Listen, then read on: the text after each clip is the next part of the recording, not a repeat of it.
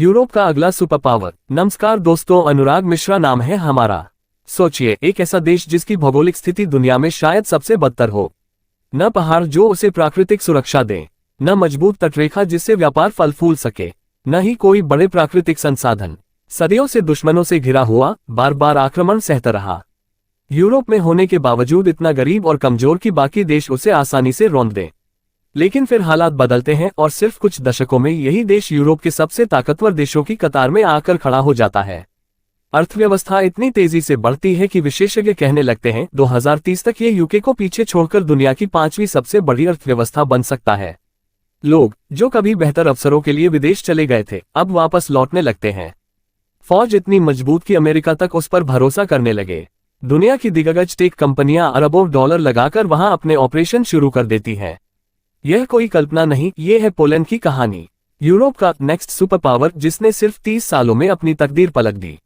लेकिन इस शानदार यात्रा को एक बड़ा खतरा भी है, और वह बाहरी नहीं बल्कि भीतर से है। पोलैंड की ऐतिहासिक और भौगोलिक हकीकत।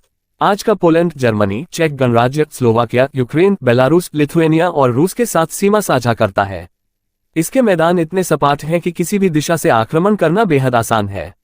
उत्तर में बाल्टिक सागर है, लेकिन खुले समुद्र तक पहुंचने के लिए पोलिश जहाजों को एक सनकरी चोक पॉइंट से गुजरना पड़ता है, जिसका नियंत्रण हमेशा दूसरे देशों के हाथ में रहा। कुछ 100 साल पहले पोलिश साम्राज्य बाल्टिक सागर से लेकर ब्लैक सी तक फैला था। लिथुएनिया, बेलारूस, यूक्रेन और यहां तक कि रूस के मॉस्को तक का हिस्सा इसके अधीन था। लेकिन 17वीं सदी के बाद आंतरिक कलह, धार्मिक असहिष्णुता और बाहरी हमलों ने साम्राज्य को तोड़ डाला। स्वीडन, डेनमार्क, जर्मनी, सोवियत संघ और ऑटोमन साम्राज्य हर तरफ से घिरे पोलैंड ने अगले 100 साल अपने पड़ोसियों से लड़ते हुए बिताए। 20वीं सदी, जंग और बंटवारा। 1918 में जर्मनी की हार के बाद पोलैंड ने खोए हुए इलाकों को वापस लेने की कोशिश की, लेकिन सोवियत संघ भी उन्हें कब्जाने के लिए बढ़ा। 1920 में सोवियत सेना पोलैंड की राजधानी वारसा तक पहुंच गई, लेकिन बैटल ऑफ वारसा में पोलैंड ने चमत्कारिक जीत हासिल की और सीमाएं सुरक्षित की। दूसरा झटका 1939 में आया। जर्मनी ने पश्चिम से हमला किया और सोवियत संघ ने पूर्व से। दूसरे विश्व युद्ध के अंत तक पोलैंड पूरी तरह सोवियत नियंत्रण में आ गया और 1990 तक वह एक सैटेलाइट स्टेट बना रहा। बदलाव की शुरुआत। 1991 में सोवियत संघ के टूटने के बाद पोलैंड ने रूस से दूरी और पश्चिमी देशों से नजदीकी बढ़ाए। 1999 में नेटो में शामिल हुआ। 2004 में यूरोपीय संघ का हिस्सा बना और पुराने दुश्मन अब उसके रक्षक बन गए। सोवियत दौर में नेशनलाइजेशन के कारण अर्थव्यवस्था ठप थी। निजी व्यापार लगभग खत्म, सारे फैसले मॉस्को से और युवाओं का विदेश पलायन। आजादी के बाद सबसे पहले पोलैंड ने उद्योगों का प्राइवेटाइजेशन किया ताकि मेहनत और नवाचार का प्रोत्साहन लौट सके। यूरोप की मैन्युफैक्चरिंग हब। यूरोपीय संघ में शामिल होने के बाद सस्ती और कुशल मजदूरी के कारण जर्मनी, अमेरिका, यूके, फ्रांस जैसी कंपनियों ने पोलैंड में कारखाने लगाए। सरकार ने टैक्स छूट दी, निवेशकों को आकर्षित किया।